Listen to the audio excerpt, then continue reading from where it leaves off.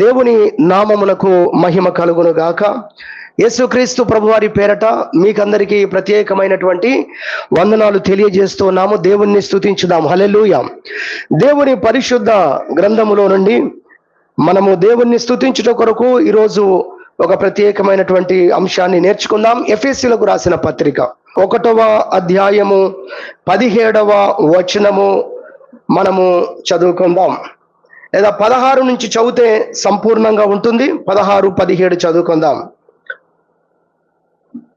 మీ విషయమై మానక దేవునికి కృతజ్ఞతాస్తుతులు చెల్లించుచున్నాను, మరియు మీ మనోనేత్రములు వెలిగింపబడినందున ఆయన మిమ్మును పిలిచిన పిలుపు వల్లనైనా నిరీక్షణ ఎట్టిదో, పరిశుద్ధులలో ఆయన స్వాస్థ్యము యొక్క మహిమైశ్వర్యము ఎట్టిదో, ఆయన క్రీస్తునందు వినియోగపరిచిన బలాతిశయమును బట్టి విశ్వసించు మన యందు ఆయన చూపుచున్న తన శక్తి యొక్క అపరిమితమైన మహత్యం ఎట్టిదో మీరు తెలుసుకొనవలనని అనేటువంటి మాటలు ఇక్కడ మనం చూస్తూ ఉన్నాం. దేవుణ్ణి స్తుతిస్తున్నాను మీ జీవితంలో ప్రభు చేసిన కార్యాలను బట్టి అని అపోస్తలుడైన పౌలు ఎఫెసీలో ఉన్నటువంటి సంఘములకు రాస్తూ ఉన్నాడు.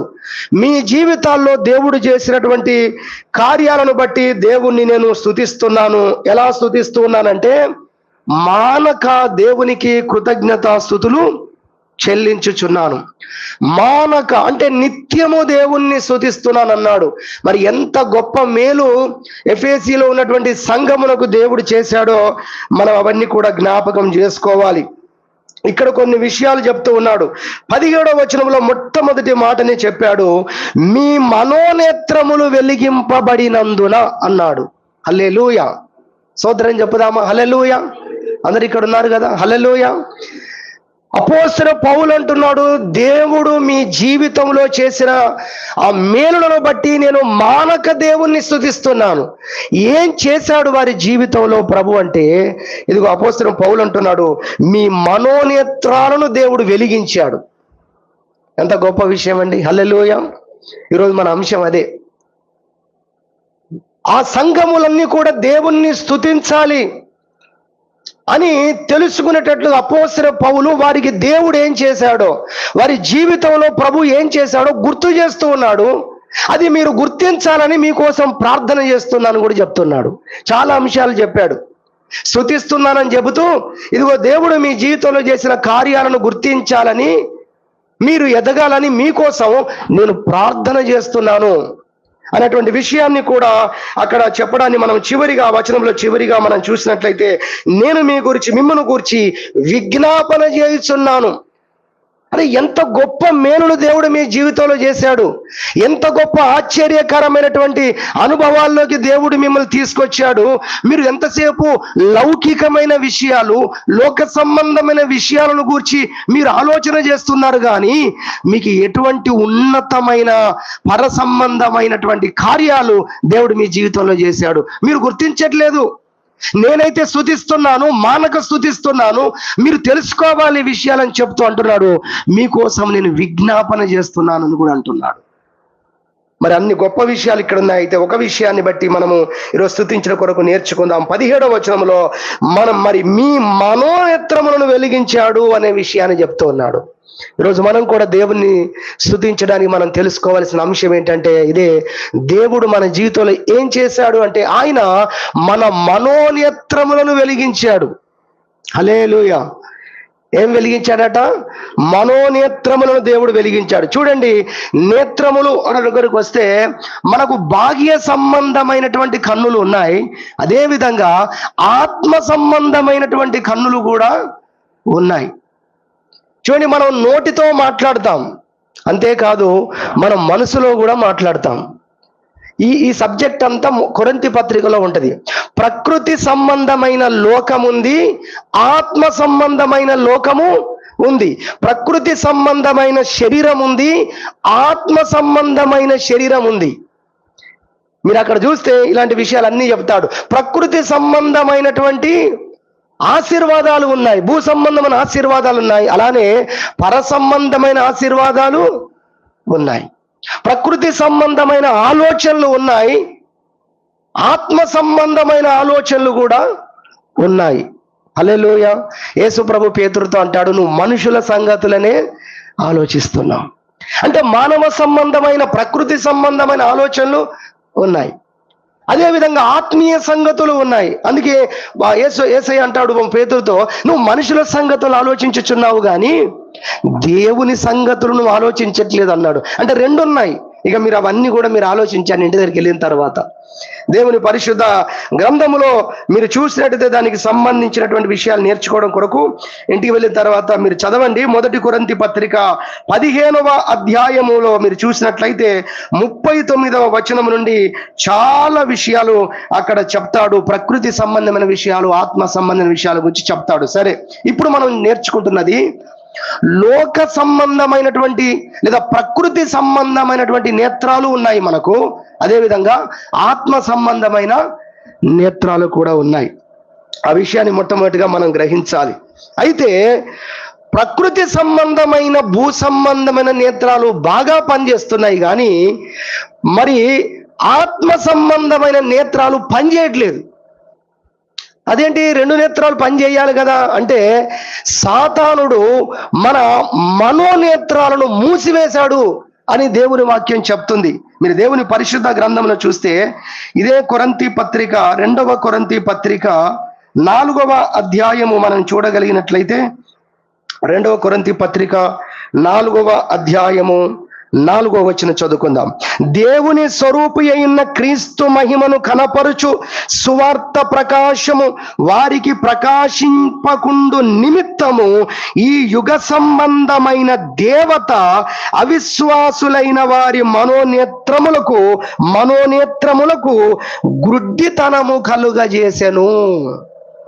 చూసారా? అందుకే వాస్తవమైన విషయాలు గ్రహించలేకపోతున్నారు.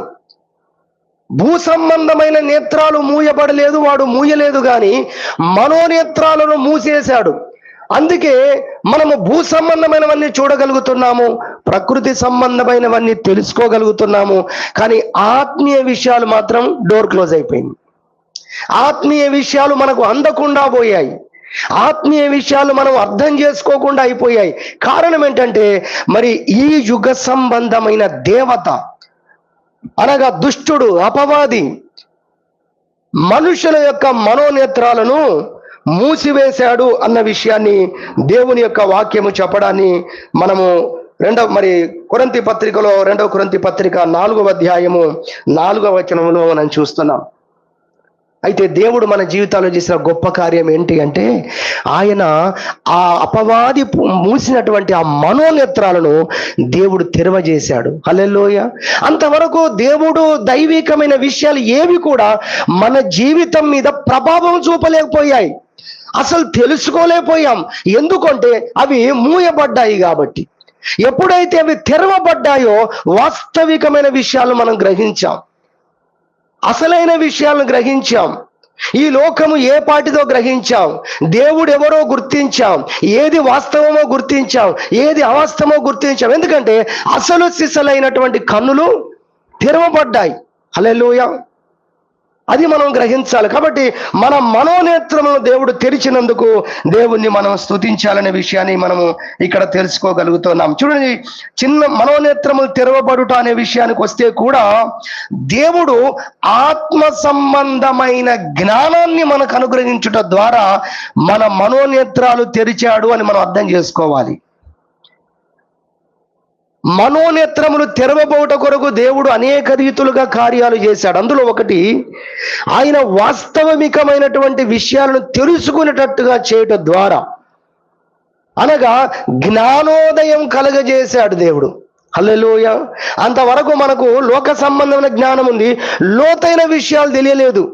కానీ ఎప్పుడైతే దేవుడు మన యొక్క మనోనేత్రాలను తెరిచాడో మనకు జ్ఞానోదయమైంది, అసలైన విషయాలను, వాస్తవికమైన విషయాలను మనం తెలుసుకోగలిగాం.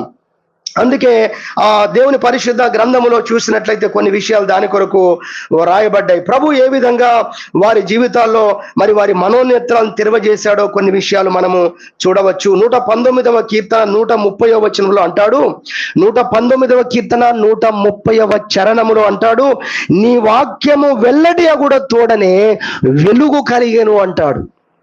వాస్తవికమైనటువంటి విషయాలు తెలుసుకోలేని పరిస్థితుల్లో ఉండి అజ్ఞానము చేత మనం ఉండి ఉండగా దేవుడు తన వాక్యము ద్వారా మనం ఏం చేశాడు, మన మనోనేత్రాలను దేవుడు వెలిగించాడు అనేది ఇక్కడ ఒక వాక్య భాగాన్ని మనం చూడగలుగుతున్నాం. అందుకే మనము చిన్న పిల్లల వలె లోక సంబంధమైన ఆశీర్వాదాలే గొప్పవిగా భావించాం వాక్యం తెలియనప్పుడు.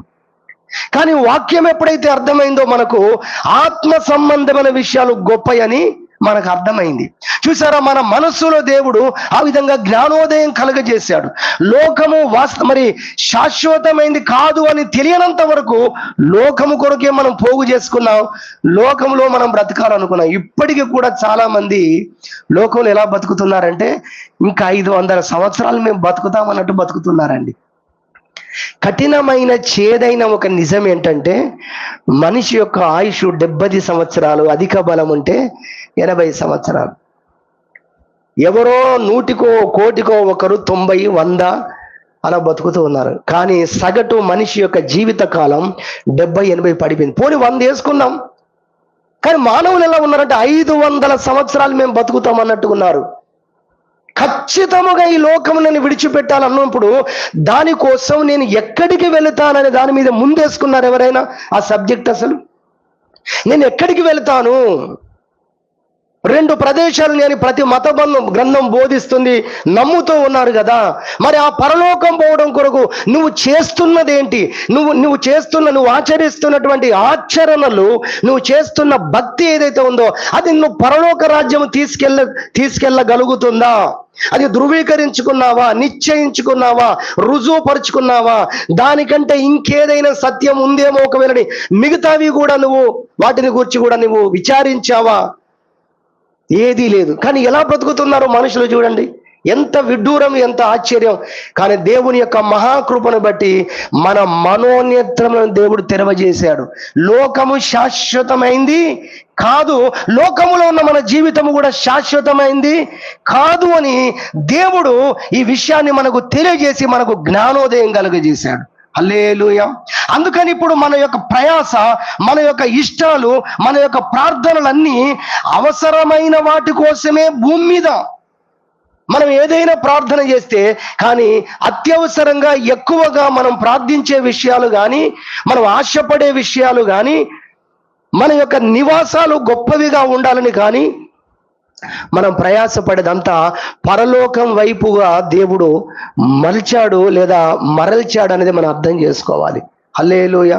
అందుకే దేవుని మందిరానికి వస్తున్నాం, అందుకే వాక్యము వింటున్నాము. ఇంకా నేను వాక్యం వినాలి, ఇంకా దాని కొరకైన జిజ్ఞాస నాలో ఎక్కువ కావాలి, ఇంకా ఆశ ఎక్కువ కావాలి, ఇంకా పరలోకం కొరకు ఇంకా సిద్ధపడాలి, పరలోకంలో గొప్ప స్థానాలు నేను సంపాదించుకోవడం కోసం ఇంకా నేను ప్రయాసపడాలనే మనం దేవుని మందిరానికి వస్తున్నాం. మనలో ఆత్మ సంబంధమైన ఆకలిని దేవుడు కలగజేశాడు. హల్లెలూయా. కాబట్టి మన మనోనేత్రములు తెరవబడ్డాయన్న విషయాన్ని మనం గ్రహించి దేవుణ్ణి మనం స్తుతించే వారంగా ఉండాలి. సౌలు అనే వ్యక్తిని బైబిల్లో చూస్తాం, తర్వాత పౌలుగా మారాడు. ఆ సౌలు గురించి జ్ఞాపకం చేస్తున్నాం. ఆయన మనోనేత్రాలు తెరవబడక ముందు ఆయన ఇష్టానుసారంగా జీవించాడు, మత సంబంధమైన వ్యక్తిగా జీవించాడు, ధర్మశాస్త్రాన్ని చదువుతున్నాడు, కానీ ధర్మశాస్త్రములో ఉన్న మెస్సియాను గూర్చి, క్రీస్తును గురించిన విషయాలు గ్రహించలేకపోయాడు. కానీ ఓ రోజు మిట్ట మధ్యాహ్నం వేళ గుర్రం మీద వెళుతున్నప్పుడు దేవుడు గొప్ప వెలుగుతో ఆయన దర్శించాడు. అందరికీ తెలుసు, కానీ నేను అక్కడ ఆగుతాను. ఎందుకో తెలుసా? మిట్ట మధ్యాహ్నం వెలుగు రావడం ఏంటి, ఏం రాశారు అసలు బైబిల్లో అని అనుకుంటున్నారు బయట వాళ్ళు. మిట్ట మధ్యాహ్నం వెలుగు వచ్చిందంటే ఇప్పుడు ఈ వెలుగును ఓవర్టేక్ చేసే వెలుగు వచ్చిందంటే మీరు చూడండి, అసలు ఈ వెలుగు వెలవెలబోయిందన్నమాట. ఆ వెలుగు ముందు గుర్రం మీదకి కింద పడ్డాడు, కానీ కళ్ళు పోయాయి, కానీ అద్భుతం జరిగింది. మీలో కొంతమందికి చెప్పాలనిపిస్తుంది, మీకు కూడా వచ్చింది. హల్లెలూయా. ఏంటది? ఆయన మనోనేత్రములు తెరవబడ్డాయి. బాహ్య సంబంధమైన కన్నులు పోయాయి కానీ, పూరించండి, బాహ్య సంబంధమైన కన్నులు పోయాయి కానీ నిజరక్షకుడు యేసుక్రీస్తు మెస్సియా అని తెలుసుకోగలిగాడు. ఆ రోజు ఆయన స్వరం విని, ఆయన మాట ద్వారా ఆయన ఆ రోజు తెలుసుకోగలిగాడు. హల్లెలూయా. కాబట్టి ఈ కళ్ళు పెద్ద విషయం కాదు. ఆ రోజు దర్శనము ద్వారా దేవుడు మాట్లాడిన మాటల ద్వారా విన్నాడు. కళ్ళు లేవు కానీ చెవులు పనిచేశాయి. దేవుడు చెప్పాలంటే ఆయన మనోనేత్రాలు తెరవజేశాడు.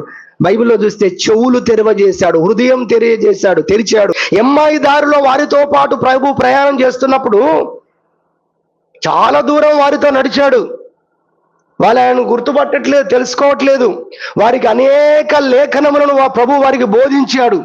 తర్వాత ఏం చేశాడు? వారితో కూడా నివాసము చేశాడు. ఆ పూట అప్పుడట రొట్టె తీసంట, రొట్టె విరిచి కృతజ్ఞతాస్తుతులు చెల్లించి వారికి ఇచ్చినప్పుడు వారు ఎప్పుడైతే రొట్టె తిన్నారో వారి మనోనేత్రం తెరవబడ్డాయి, వారి కళ్ళు తెరవబడ్డాయని రాసింది బైబిల్లో. హల్లెలూయా. అప్పుడు వారు గుర్తుపట్టారు. వీళ్ళు ఎప్పుడైతే గుర్తుపట్టారో అప్పుడు ఆయన అదృశ్యమైపోయాడు. ప్రభు హృదయాన్ని తెరిచాడు, ప్రభు కళ్ళు తెరిచాడు, ప్రభు చెవులు తెరిచాడు. ఇవన్నీ కూడా బైబిల్లో ఈ విషయాలన్నీ కూడా మనం చూస్తాం. కాబట్టి మనం అర్థం చేసుకుందాం, అక్కడ సౌలు యొక్క మనోనేత్రాలు తెరవబడ్డాయనే విషయాన్ని ప్రభు పేరట జ్ఞాపకం చేస్తున్నాం. కాబట్టి దేవుడు వాస్తవికమైనటువంటి విషయాలను తెలుసుకునేటట్టుగా మనలో ఆయన కార్యం చేశాడు. నెబుకద్నెజరుకు కూడా దేవుడు కళ్ళు తెరిపించాడు. ఈ కోణంలో చెబితే ఎలా తెరిపించాడు? 7 సంవత్సరాల శిక్షను వేసి అతని మనోనేత్రాలను దేవుడు తెరవజేశాడు. 7 years పట్టింది ఆయన కళ్ళు తెరవబడడానికి, జ్ఞానోదయం కావడానికి. అప్పుడు 7 సంవత్సరాల తర్వాత ఆకాశము తట్టు కన్నులెత్తి అన్నాడట, ఓ సృష్టికర్తమైన దేవా, చిరంజీవి నువ్వయ్యా, నీ ప్రభుత్వం యుగ యుగాలు ఉంటదయ్యా, మానవుల రాజ్యము పైన నీవయ్యా సుప్రీం, అసలు దేవుడవు నీవయ్యా అని 7 సంవత్సరాల తర్వాత దేవుణ్ణి స్తుతించాడు. ఒక్కొక్కరికి ఒక్కొక్క విధానంలో దేవుడు వారి మనోనేత్రము దేవుడు తెరవజేస్తూ వచ్చాడు. ప్రభు తన మహాకృపను బట్టి కూడా మన జీవితాల్లో ఆయన మన మనోనేత్రాలను తెరవజేసిన సంగతిని గూర్చి మనం ఈ సమయంలో దేవుని వాక్యముల నుండి మనము నేర్చుకోవటానికి ప్రభు మనకు సాయం చేస్తున్నాడు. 3 విషయాలు త్వరగా నేను జ్ఞాపకం చేస్తాను. దేవుడు మన మనోనేత్రాలు తెరవజేశాడని మనం గ్రహించి ప్రభువుని స్తుతించుట కొరకు 3 విషయాలు. మొదటి విషయం ఏమిటనగా, మొదటి విషయము, మనము నిజ దేవుణ్ణి ఎరుగునట్లుగా దేవుడు మన మనోనేత్రములను తెరవజేశాడు. హల్లెలూయా. ఈరోజు మనము బలవంతము చేత యేసుక్రీస్తును ఆరాధించట్లేదు, వాస్తవికంగా ప్రభువును మనం ఆరాధన చేస్తున్నాం. హల్లెలూయా. ఈరోజు యేసుక్రీస్తును ఆరాధిస్తున్న మనము, జీవము కలిగిన దేవుణ్ణి ఆరాధిస్తున్న మనమే ఒకప్పుడు రివర్స్, ఒకవేళ క్యాసెటో విసిఆరో సీడీ మనం రివర్స్ కనుక వెళ్తే ఒకప్పుడు మనం ఉన్న చోట్లు వేరు, మనము పూజించినటువంటి దేవి దేవతలు వేరు. అసలు నేనేనా ఇలా చేసింది ఇప్పుడు అనిపిస్తుంది కదా, మనమేనా ఇలా చేసింది, ఎంత ఆశ్చర్యం. ఇప్పుడు చేస్తున్న వారిని చూసి కూడా అయ్యో అని బాధపడుతున్నాం. ఎందుకు? దేవుడు అనేవాడు ఆయన జీవము కలిగిన వాడు. హల్లెలూయా. జీవము కలిగినటువంటి దేవుణ్ణి మనుషులు ఎంతగా నిజంగా మార్చివేశారు. ఎలాంటి స్థితిలో దేవుణ్ణి, ఈయన దేవుడు, ఇది దేవత అని దేవుణ్ణి స్తుతిస్తూ ఉన్నారు. ఒకప్పుడు మనం కూడా ఆ స్థితిలో ఉన్నవారమే.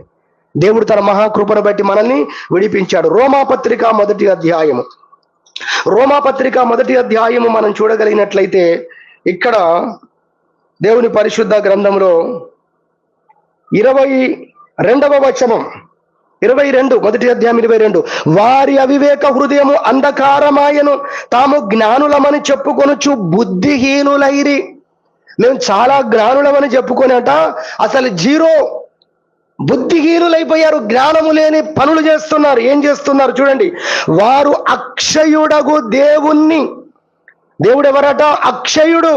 అక్షయుడగు దేవుని మహిమను క్షయమగు మనుషుల యొక్కయు, పక్షుల యొక్కయు, చతుష్పాద జంతువుల యొక్కయు, పురుగుల యొక్కయు ప్రతిమా స్వరూపముగా మార్చిరి. దేవుణ్ణి ఎక్కడికి పట్టుకొచ్చారు? ఒక మనిషే దేవుడు అనే కాడికి తీసుకొచ్చారు. అవన్నీ మనం ఈరోజు చూస్తూనే ఉన్నాం. చరిత్రలో, కాలములో మనం జరుగుతూనే ఉన్నాయి. మనుషుల్నే దేవుడుగా పూజించే పరిస్థితికి దిగజారిపోయాడు. ఎంత అజ్ఞానము! కానీ దేవుడు ఎవరి కళ్ళు మనోనేత్రాలు తెరవజేశాడో, ఎవరిని క్రీస్తు రక్షించాడో ఆ పిల్లలైన వారు మనందరం కూడా ఈరోజు మనం మనిషిని పూజించే వ్యక్తులంగా ఉన్నామా లేమా చెప్పండి. మరి ఎంత మన మనోనేత్రాలను దేవుడు వెలిగించాడు. హల్లెలూయా. ప్రభు మనిషిని పూజించే ఆ దిగజారిన పరిస్థితుల్లో నేను ఉండకుండా నా మనోనేత్రాలను తెరవజేసి దేవుడు అనేవాడు మనిషితో సమానము కాదు, ఆయన అసమానుడు అని నాకు అర్థం చేయించినందుకు నీకు స్తోత్రమయ్యా. ఈరోజు తెలివి తక్కువ వాళ్ళు కాదు, అంటే భూ సంబంధంగా చదువు లేని వారు, ఇలాంటి పల్లెటూరులో ఉన్నవారు, గిరిజనుల్లో ఉన్నవారు, పాపం వాళ్ళకు పుస్తకాలు లేవు, వాళ్ళకు విషయాలు తెలియదు కాదు, అన్ని గ్రంథాలు ముందు పెట్టుకున్న ఆఫీసర్స్ కూడా ఈ పని చేస్తున్నారు. ఇప్పుడు చెప్పండి, అసలు ఎంత అజ్ఞానంలో ఉన్నారు, ఎంత మూఢత్వంలో ఉన్నారు, ఎంత వారి కన్నులకు మబ్బు కమ్మింది, ఎంత పొరలున్నాయి వారికి. దేవుడు మన పొరలను తొలగజేశాడు, ఆధ్యాత్మికమైనటువంటి ఆపరేషన్ చేశాడు దేవుడు. హల్లెలూయా. ఆ సౌలుకు కూడా మీరు చూస్తే పొరలు రాలేయని బైబిల్లో కనబడుతుంది.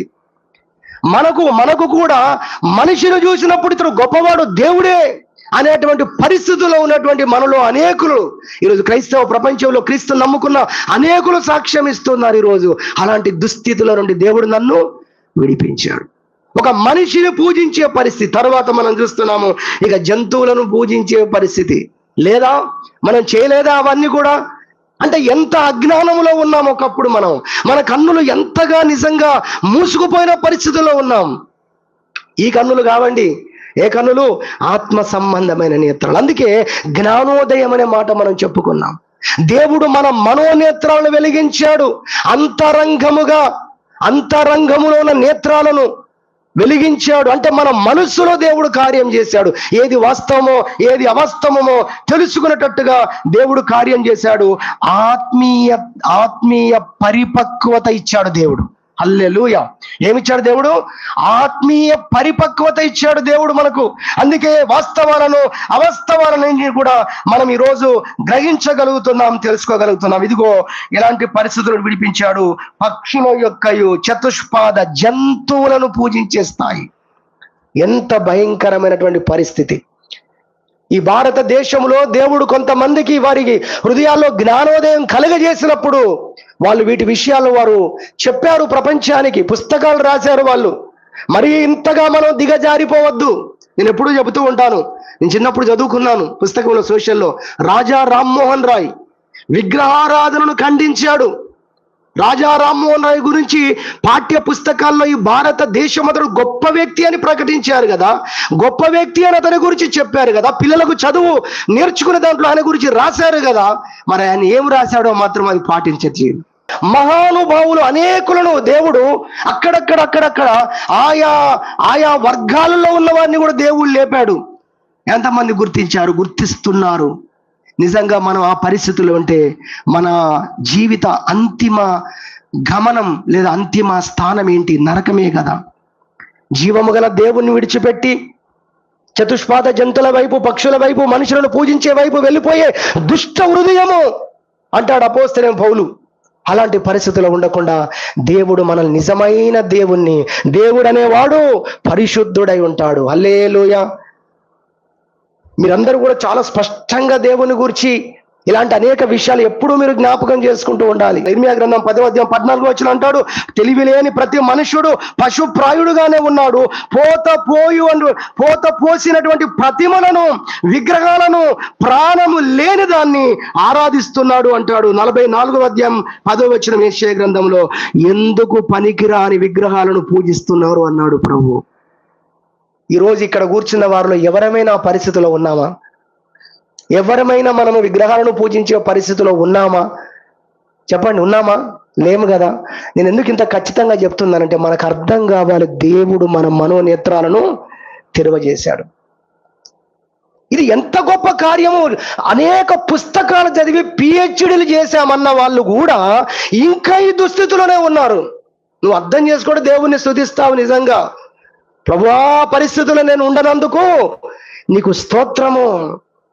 గొప్ప గొప్ప అధికారులండి, గవర్నమెంట్ స్థాయిలో కూడా ఉన్నతమైనటువంటి స్థానంలో ఉన్నవారు కూడా దేవుణ్ణి దేవునిగా మహిమపరచని స్థితి, గుర్తించని స్థితిలో ఇప్పటికీ ఉన్నారు. అయితే దేవుని మహాకృప నీవు లేవు. దేవుడు నీ యొక్క నా యొక్క మనోనేత్రాలను తెరవజేశాడు. నిజంగా ఇలాంటి పరిస్థితుల్లో ఉన్నటువంటి మన జీవితాల్లో నిజ దేవుణ్ణి మనం తెలుసుకోగలిగాం. దేవుడు అంటే ఎవరో మనం తెలుసుకోగలిగాం. ఆ విధంగా దేవుడు మన మనోనేత్రాలు వెలిగించాడు అన్న విషయాన్ని దేవుని యొక్క వాక్యము ద్వారా మరి మొదటిగా మనము గ్రహించగలుగుతున్నాం. అదేవిధంగా అంతేకాదు, యేసు ప్రభువుని తెలుసుకున్నాం, ప్రభువుని నమ్ముకున్నాం, చర్చికి వస్తున్నాం. అయినా దైవ శక్తిని గురించి మనం ఎరగకుండా ఉన్న దినాలు ఎన్నో ఉన్నాయి. ఇప్పుడు దేవుడు మనలో జరిగించిన కార్యం, ఆయన దేవుడు అని తెలియజేసుకొని ఆయన మన మనోనేత్రాలు తెరవజేశాడు. ప్రభువుని నమ్ముకున్నాం. కానీ ప్రభువును నమ్ముకున్న తర్వాత కూడా ప్రభువుతో ఉంటూ ఉన్న కూడా శిష్యులు అన్నారు, ఈయన గాలిని సముద్రాన్ని గద్దిస్తున్నాడు. ఏమన్నారండి? ఈయన ఎవరో.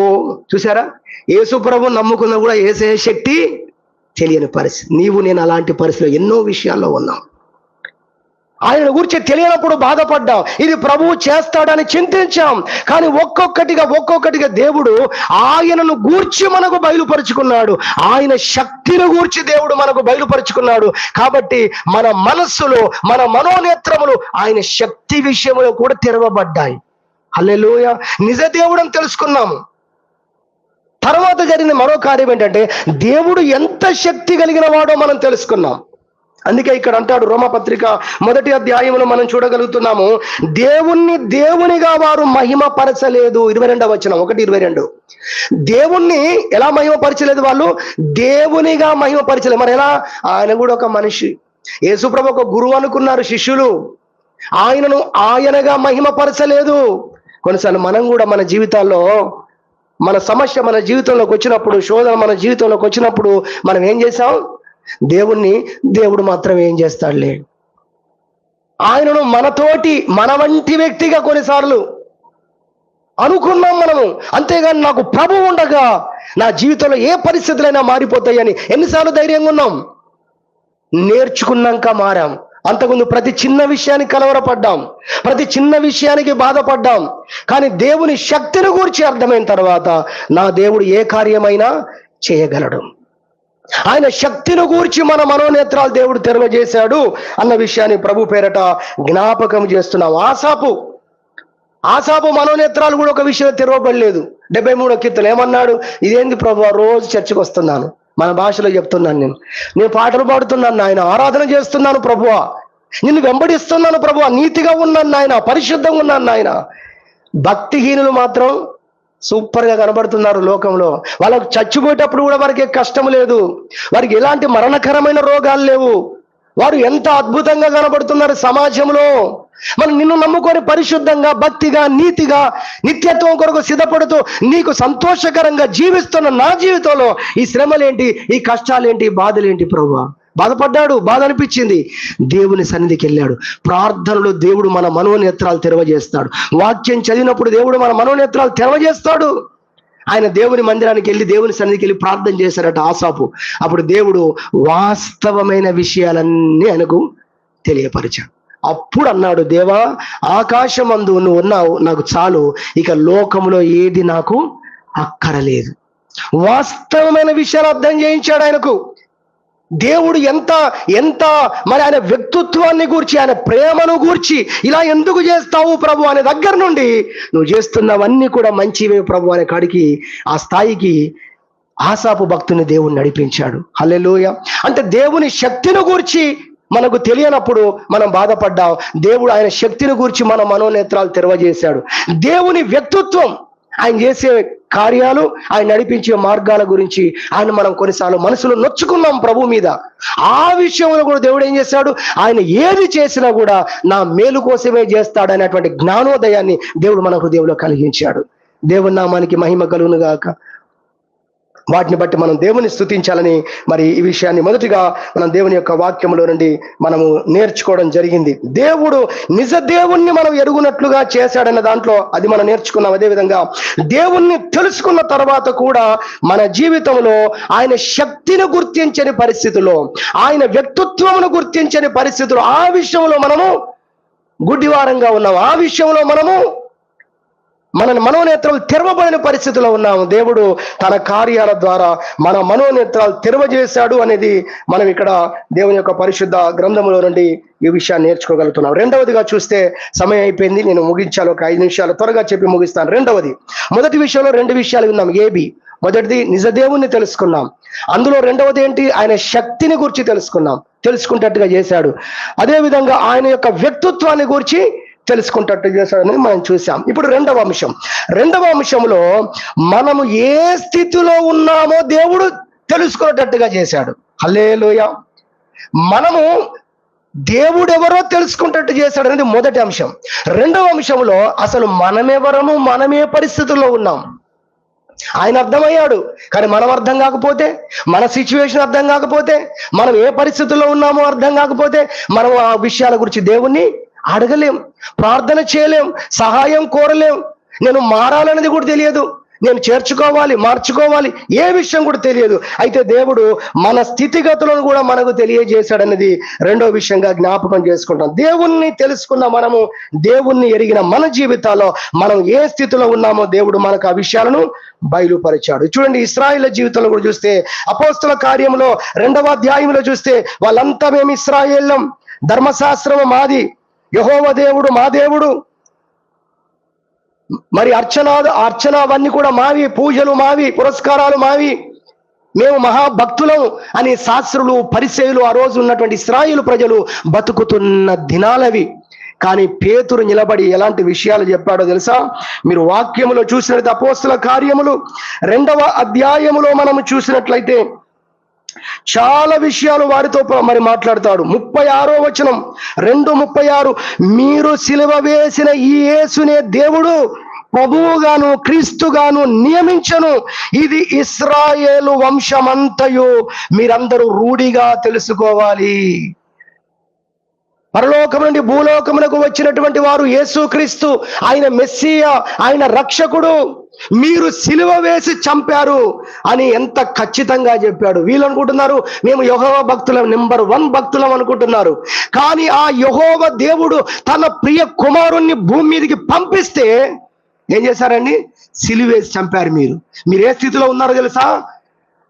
ఏ దేవుణ్ణి మీరు కలిగి ఉన్నారో ఆ దేవుడు తన ప్రియ కుమారుణ్ణి మీకోసం పంపిస్తే మీరు గుర్తించక, తెలియక, కన్నులు మూసుకున్న వారై మీరు ఆయన చంపేశారు.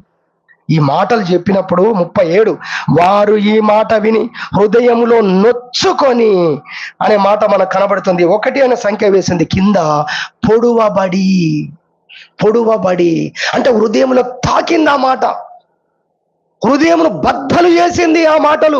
అక్కడ పేతురు నిలబడి మాట్లాడిన మాటలు ఒక్కొక్కటి పరిశుద్ధ ఆత్మతో నిండుకొనిన వాడై వారి పొరలు రాలిపోవునట్లుగా, వారికి ఉన్న ప్రతి విధమైనటువంటి అనుమానాలు తొలగిపోయేటట్టుగా, వారి లోపాలు తెలిసేటట్టుగా ఆ రోజు పరిశుద్ధాత్మ దేవుడు పేతురు ద్వారా మాట్లాడినప్పుడు వారు హృదయంలో నొచ్చుకొని, అయ్యా అయితే మేము ఏం చెయ్యాలని పేతురుని అడిగారు. పేతురు వారికి సువార్తను బోధించినప్పుడు వారు బాప్తిసం పొందారు. ఎంతమంది తెలుసా? 3000 మంది మారు మనసు పొందారు. హల్లెలూయా. 3000 మంది బాప్తిసం తీసుకున్నారు ఆ రోజు. కానీ వారి స్థితి ఎలా ఉంది? ప్రభువులోనే ఉన్నారు, యెహోవా భక్తులమైన స్థితిలో ఉన్నారు, కానీ వారి మనోనేత్రాలు తెరవబడలేదు. వారు ఏ స్థితిలో ఉన్నారో వారు ఆ స్థితిని గుర్తించలేదు. మనలో చాలా మంది కూడా ప్రభువుని నమ్ముకొని రక్షణ పొందక ముందు ఎలా ఉన్నావు? నేను క్రైస్తవుని, హల్లెలూయా, నేను క్రైస్తవురాలిని, అంతే. నామకార్థంగా ఉన్నటువంటి పరిస్థితి, పేరుకు ఉన్నటువంటి పరిస్థితి. దేవుడు అక్కడి నుండి అసలు మనం ఏ స్థితిలో ఉన్నామో దేవుడు మనకు తెలియజేసి ఆత్మీయత వైపు దేవుడు మనం నడిపించాడు. దేవుని నామానికి మహిమ కలుగును గాక. హల్లెలూయా. దేవుని వాక్యములో మనం చూసినట్లయితే సంఘాన్ని గురించి ప్రకటన గ్రంథం 3వ అధ్యాయం చెప్తాడు, నువ్వు జీవించుచున్నావు అన్న పేరు మాత్రమే ఉన్నది కానీ నువ్వు మృతుడవే. 3వ అధ్యాయం 2వ వచనం. సంఘం అండి, చర్చ్ అండి, సంఘం అండి, దేవుని పిల్లలే. మేము యేసును ఆరాధిస్తున్నాం అంటున్న వాళ్ళు ఎవరు అనుకోకండి మీరు. వాళ్ళు టాపులో ఉన్నటువంటి వ్యక్తులు. ఇంకా వాళ్ళ స్థితిగతులు చూస్తే వాళ్ళు చాలా ధన సంపన్నమైన స్థితిలో ఉన్నారంట. మాకు అసలు ఏం తక్కువ అనే సంఘం గురించి మాట్లాడుతున్నాడు. వాళ్ళు మొత్తం జీరోలో ఉన్నారు, కానీ తెలియదు. మన జీవితాల్లో కూడా మనం అలా ఉంటున్న దినాలు అనేక విషయాలను దేవుడు డీల్ చేస్తూ వచ్చాడు. అందుకే మనం మార్పు చెందాం. హల్లెలూయా. అర్థమవుతుందా? రెండవ అంశం దేవుడు మనం ఏ స్థితిలో ఉన్నామో దాన్ని చూసేటట్టుగా మన మనోనేత్రాలు తెరవజేశాడు. గారడి సీమోను పాస్టర్తోనే ఉంటున్నాడు, ఫిలిప్పుతో. ఎటు పోయినా ప్రతి కూడికకు, ప్రతి మీటింగ్కు, ప్రతి సువార్తకు, అన్ని విషయాల్లో ఉంటున్నాడు. కానీ ఏ స్థితిలో ఉన్నాడో తెలియలేదు. పేతురు వచ్చిన తర్వాత ఏమన్నాడు? నువ్వు ఘోరమైన దుష్టత్వంలో, ఘోరమైన దుర్నీతి బంధకాల్లో ఉన్నట్టు దేవుడు నాకు చూపిస్తున్నాడు అన్నాడు. కానీ ఎక్కడున్నాడు? చర్చిలోనే ఉన్నాడు. ఎక్కడున్నాడు? సేవలో ఉన్నాడు. ఇంకా అర్థం చేసుకోండి, దేవుడు మన జీవితాల్లో మనము కూడా మన స్థితిగతులను ఎరగకుండా, మనం గుర్తించకుండా మనం కొనసాగుతున్న దినాల్లో దేవుడు మనం ఏ పరిస్థితుల్లో ఉన్నామో, ఏ లోపాలు ఉన్నాయో దేవుడు మనకు తెలియజేశాడు. ఆ విధంగా దేవుడు మన మనోనేత్రాలు వెలిగించడం ద్వారానే ఆత్మీయత వైపు, ఆత్మీయ చదువు మనం చదివే వారంగా ఈరోజు మారాం. దేవునికి మహిమ కలుగునుగాక. హల్లెలూయా. యెషయా ప్రవక్త మరి ఒకరోజు ప్రభువును చూసినప్పుడు దర్శనములో ఆయన అంటాడు, ప్రభువా నేను అపవిత్రమైన పెదవులు గలవాడను. యెషయా గ్రంథం 6వ అధ్యాయం. దేవుణ్ణి చూసినప్పుడు ఆయన లోపం బయటపడింది. వాక్యము ద్వారా ఇదిగో ఇశ్రాయేలీయులకు లోపం బయటపడింది, వారి మనోనేత్రాలు తెరవబడ్డాయి. ఇలా మనం చూసుకుంటూ పోతే అనేక విషయాలు దేవుని యొక్క పరిశుద్ధ గ్రంథంలో మనకు కనబడతాయి. యోహాను యాకోబులు ఒకసారి ప్రభువును చేర్చుకోకపోతే ఆ ఊరి మీదకి అగ్ని వచ్చి కాల్చివేసేటట్టుగా ఆజ్ఞాపించమంటావా ప్రభు అని అడిగారు. అప్పుడు ప్రభు ఏమన్నాడు? మీరు ఎట్టి ఆత్మ గలవారై ఉన్నారు, చెక్ చేసుకోండి. మనుష్య కుమారుడైన నేను ఎటువంటి మనసు గలవాడిని, ఎటువంటి తలంపులు గలవాడినో ఒకసారి మీరు అర్థం చేసుకోండి. వారి మనోనేత్రాలు తెరవజేశాడు. ఆ రోజు నుంచి వాళ్ళు మారిపోయారు.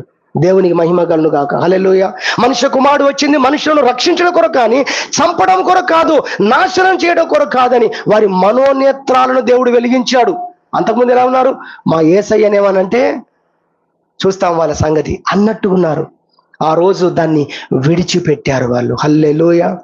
అందుకే ఎలా ఈ విషయాన్ని చెప్పగలుగుతుందంటే, ఆ ఇద్దరిలో ఒక ఆయన యోహాను, యాకోబు యోహాను, ఆ ఇద్దరిలో ఒక ఆయన యోహాను.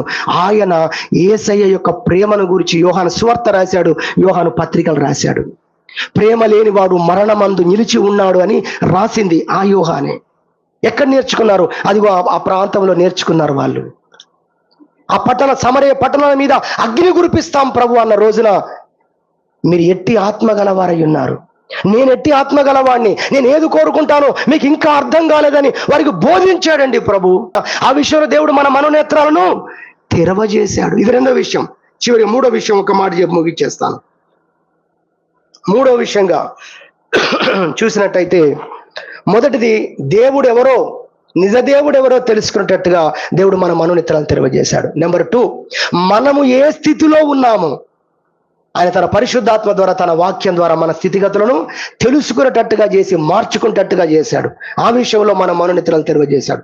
మూడవది ఏంటంటే, మూడో విషయంగా చూసినట్టయితే, అసలు దేవుడు మనల్ని ఎందుకొరకు ఎన్నుకున్నాడు, మన కొరకు ఏమి సిద్ధపరిచాడు, ఏ స్థానాలకు దేవుడు మనల్ని సిద్ధపరిచాడు, ఎందుకొరకు దేవుడు మనల్ని భూమి మీద ఇంకా ఉంచాడన్నది తెలుసుకునడానికి దేవుడు మనకు సహాయం చేశాడు. హల్లెలూయా.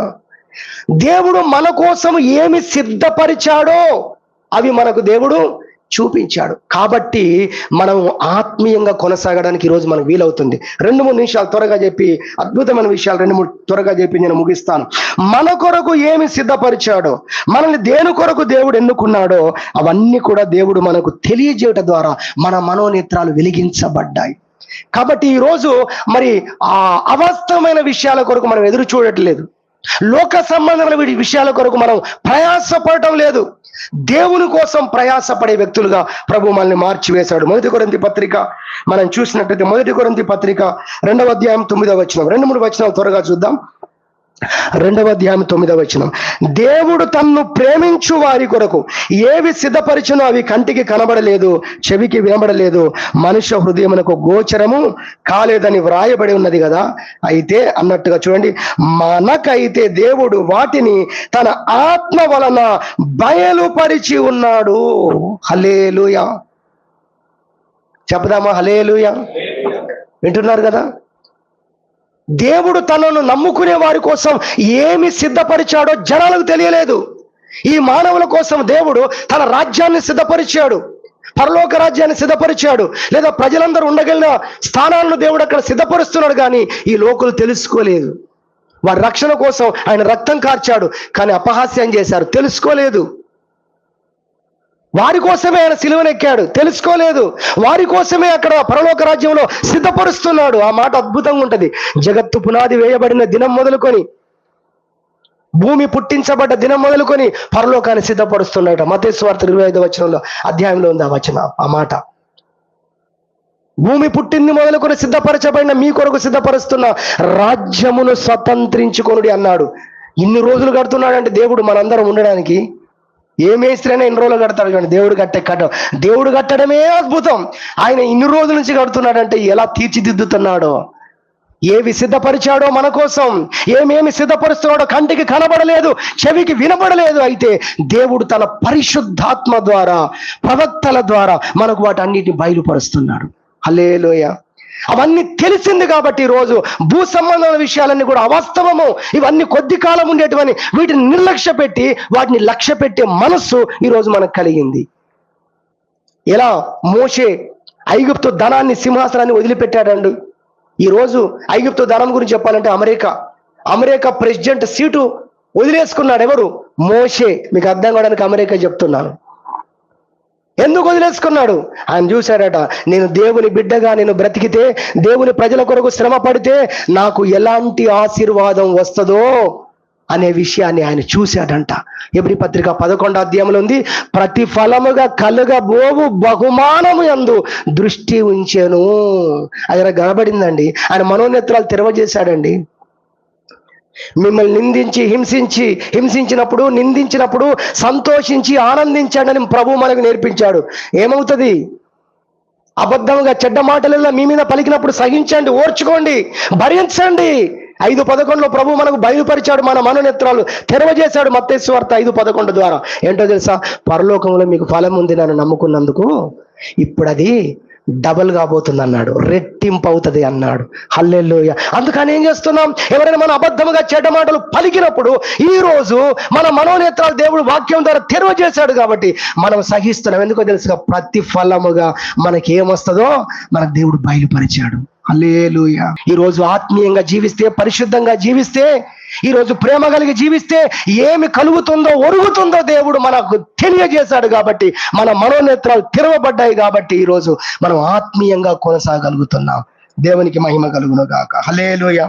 కాబట్టి మూడవదిగా మనం చూస్తున్నాం, దేవుడు మన కొరకు ఏమి సిద్ధపరిచాడో, ఎందుకోసం దేవుడు మనల్ని ఎన్నుకున్నాడో, ఏమి మన కొరకు సిద్ధపరిచాడో అవన్నీ మనకు బయలుపరుస్తున్నాడు. కాబట్టి ఏది చేస్తే ఏమి కలుగుతుందో మనకు బయలుపరిచాడు. కాబట్టి అవన్నీ ఇప్పుడు చేయగలుగుతున్నాం. మనోనేత్రాలు దేవుడు ఆ విషయంలో దేవుడు జ్ఞానోదయం కలుగజేశాడు. హల్లెలూయా. ఆయన యందున్న మనకు ఎందుకు దేవుడు మనల్ని ఎన్నుకున్నాడో, ఏది చేస్తే ఏ ఆశీర్వాదం కలుగుతుందో, ఎటువంటి మనకు సిద్ధపరిచాడో అన్ని దేవుడు మనకు బయలుపరిచి మన మనోనేత్రాలు దేవుడు వెలిగించాడండి. అందుకే ఆత్మీయంగా కొనసాగలుగుతున్నాం. ఇప్పుడు 3 విషయాలు విన్నాం, నేను ముగిస్తున్నాను. దేవుని వాక్యంలో మనం విన్నాం, నిజ దేవుణ్ణి తెలుసుకునేటట్లుగా దేవుడు మన మనోనేత్రాలు తెరవజేశాడు. ఈరోజు చెట్టును పుట్టలు కనబడుతున్న ప్రతిదాన్ని పూజించే వ్యక్తులుగా మనం లేము, ధన్యులని చేశాడు ప్రభు. నా మనోనేత్రాలు తెరవజేసినందుకు స్తోత్రాలు. దేవుడైన వాడు అక్షయుడు, జీవము గలవాడని జీవాధిపతి నిన్ను ఆరాధించే కృప ఇచ్చావు. ఆ జీవాధిపతి నువ్వనే తెలుసుకునే కృపనిచ్చావు ప్రభువా, నీకు స్తోత్రం. నిన్ను నమ్ముకొని కూడా నాయన, నీ శక్తి తెలియక, నీ వ్యక్తిత్వం తెలియక చాలాసార్లు బాధపడ్డాను. కానీ నీ శక్తిని గురించి బయలుపరిచావు. ఇప్పుడు నేను ధైర్యంగా ఉండగలుగుతున్నాను, సాతానుతో మాట్లాడగలుగుతున్నాను, జయించగలుగుతున్నాను. నీ ప్రేమను గురించి నాకు తెలియని దినాలు ఎంతో కలవరపడ్డాను. నీ వ్యక్తిత్వాన్ని గురించి నాకు బయలుపరిచి నా మనోనేత్రాలను తెరవజేసి సొంత కుమారుని అనుగ్రహించుటకు వెనుక తీయని ఆయన సమస్తాన్ని ఎందుకు అనుగ్రహింపడని నీ మాట ద్వారా నా మనోనేత్రాలు తెరవజేశావయ్యా, నీకు స్తోత్రం అని దేవుని మనం స్తుతించాలని మొదటి అంశంగా నేర్చుకున్నాం. రెండవదిగా, మనం ఏ స్థితిలో ఉన్నామో దేవుడు మనకు బయలుపరిచాడు. మన మనోనేత్రాలు వెలిగించాడు. మన తప్పులను ఒప్పుకొని పశ్చాత్తాపడి సరి చేసుకొని ఆత్మీయత వైపు మనం మరలేటట్టుగా దేవుడు మన జీవితంలో కార్యం చేశాడు. రెండవది. మూడవది, దేవుని యొక్క వాక్య ప్రకారంగా మనం జీవిస్తే మనకి ఏం ఒరుగుతుందో, ఏమి కలుగుతుందో, ఈ లోకం ఏ పాటిదో, పరలోకం ఏ పాటిదో, దేవుడు మనల్ని ఎందుకు ఎన్నుకున్నాడో, ఇవన్నీ కూడా మనం తెలుసుకుంటట్టుగా ప్రభు చేశాడు. ఆ విధంగా మన మనోనేత్రాలు తెలియజేశాడని దేవుని వాక్యం ద్వారా విన్నాం. దేవుడు ఈ వాక్యమును మనందరి కొరకు దీవించునుగాక. ప్రార్థన చేసుకుందాం.